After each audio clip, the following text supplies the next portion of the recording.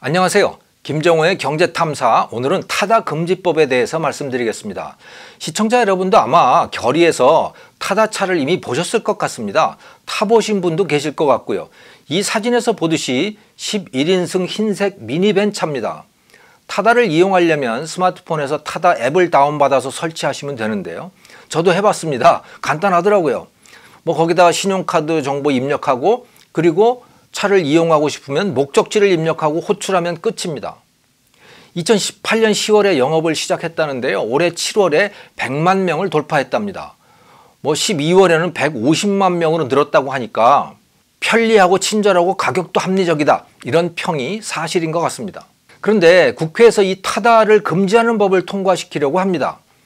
여객자동차 운수사업법 개정안, 이것이 국토교통위원회를 통과했는데요. 완전 금지는 아니라고 강변을 하고 있습니다. 국토부 공무원들, 국회의원들이. 하지만 실질적으로는 사업을 할 수 없게 하는 법입니다. 그 증거가 뭐냐? 모빌리티 사업을 추진하던 그 스타트업 기업들이요, 이제 투자 유치가 매우 불가능해지고 있어요. 어려워지고 있는 겁니다. 이게 바로 타다 입법 금지법임을 말해주고 있는 것이죠.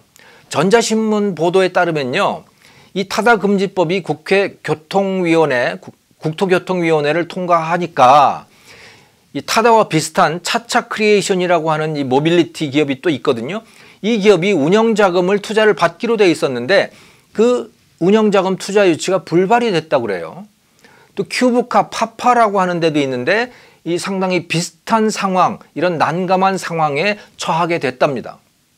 정부와 공무원들, 국회의원이 뭐라고 멋진 말로 이 법을 치장하든 간에 이 여객자동차 운수사업법 개정안, 즉 타다 금지법, 이것은요 모빌리티 사업 금지법이다, 이렇게 보시면 될 것 같습니다.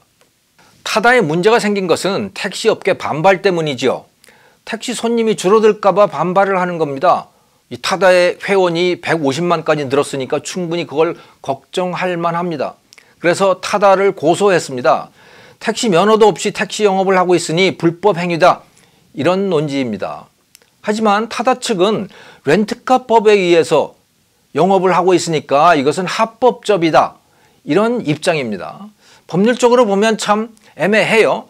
귀에 걸면 귀걸이, 코에 걸면 코걸이인 셈이죠. 이렇게 되니까 국회의원들이 택시편을 들고 나온 겁니다. 아예 타다 금지하는 법을 만들어버린 거죠. 표를 얻는데 택시업계 편을 드는 게 더 낫다, 이런 판단을 하고 있는 것 같습니다. 복잡한 법률 조항을 가지고 트집을 잡고 있지만 결국은 밥그릇 싸움입니다. 왜 면허도 없이 택시업계의 밥그릇을 뺏는가, 이런 말인 거죠. 그런데 새로운 비즈니스가 나오면 기존에 장사를 하던 사람들은 수입이 줄어들기 마련이에요. 또 일자리가 사라지기 마련이지요. 그것을 억지로 막으면 경제는 현 상태에서 멈춰서 버리고 마는 겁니다. 그래서 이번 싸움은 한국 경제가 미래를 향해 나갈 수 있는가 또는 없는가, 그것을 판가름하는 시금석 같은 사건이다, 저는 이렇게 봅니다. 택시업계 밥그릇을 지켜주려고 타다 금지를 확정하면 한국에서 더 이상 혁신은 일어나기 힘들다고 봅니다. 왜냐하면 이런 일이 타다에만 그치지 않을 것이기 때문입니다. 혁신이라고 하는 것은 새로운 산업을 만들어내지요. 문제는 그 새 산업이 기존 산업을 대체한다는 것이죠. 창조적 파괴인 것입니다. 참 안타까운 일이에요. 기존의 노동자들, 또 기존의 업자들을 보호하기 위해서 새로운 산업을 막아버리면 그러면 경제는 어떻게 돼요? 미래를 향해서 나아갈 수가 없는 거죠. 그냥 여기에서 고사되어 버리고 말 겁니다. 한국 경제는. 사실은 말이죠. 생각을 해보세요. 고용보험이니 복지제도니 이런 것들을 두고 있는 이유가 뭡니까? 이렇게 새로운 산업이 나와가지고 기존의 사업자들, 기존 노동자가 일자리를 잃게 된다. 그러면 그것을 고용보험, 복지로 흡수를 하고 그들로 하여금 재취업할 수 있게 도와주겠다는 게 바로 고용보험이고 다른 복지제도들인 거거든요. 그런데 고용보험은 그대로 놔두고 복지제도도 그대로 또 만들어 놓고, 그리고서 새로운 산업은 또 새로운 산업대로 못 들어오게 막아놓으면 그러면 뭘 하자는 거예요? 도대체 복지는 왜 만들어 놓고 고용보험은 왜 만들었냐는 거예요. 소비자들 불만이 큰 산업일수록 이 대체 속도는 빨라지는데요. 기존 택시가 소비자들에게 좋은 서비스를 제공했더라면 아무리 타다가 아니라 뭐가 나오더라도 걱정할 필요가 없는 거죠, 택시들이. 근데 기존 택시에 대한 승객의 불만이 컸기 때문에 이런 타다 같은 모빌리티 산업, 이게 생겨나는 것이고, 그래서 택시들이 두려움도 큰 것이죠. 하지만 생각을 해보세요. 이렇게 좋은 서비스들이 택시를 대체할 수 있어야 여성들도 심야 시간에 마음 놓고 돌아다닐 수 있는 거 아닙니까? 그게 좋은 세상 아니에요? 그러니까 세상은 좋은 방향으로 흘러가고 싶어 하는 거예요. 그런데 국회의원과 국토부 공무원과 택시업계는 그런 미래가 다가오는 것을 막아서고 있는 것이죠. 세계는 무서운 속도로 발전을 하고 있습니다. 뉴욕의 JFK 공항에 도착을 하면 여러분, 택시 탈 거 영어 못해서 걱정하실 필요 없습니다. 스마트폰으로 목적지 입력하고 우버 호출하면 돼요. 중국에서도 디디 추신 같은 차량 서비스를 쉽게 이용할 수 있습니다. 그리고요, 이제 이 차량 공유 서비스라고 하는 거, 모빌리티 서비스, 이것은 단순히 택시를 대체하는 수준, 이것을 넘어서서요, 자가용 승용차, 버스를 대체하는 수준으로까지 발전을 하고 있습니다. 예를 들어서 뉴저지주에서는 의회 건물에 파킹 건물, 파킹 타워를 지으려고 하다가 아예 이제 바꿔버렸답니다, 방향을. 어떻게? 이용자들에게 우버 바우처를 지급하기로 했대요. 그것보다 돈이 훨씬 덜 듭니다, 파킹 타워를 만드는 것보다. 왜? 차를 갖고 올 필요가 없도록 만드는 거죠. 또 두바이에서는요, 버스 대신에 호출식 미니밴을 운영하기 시작했답니다.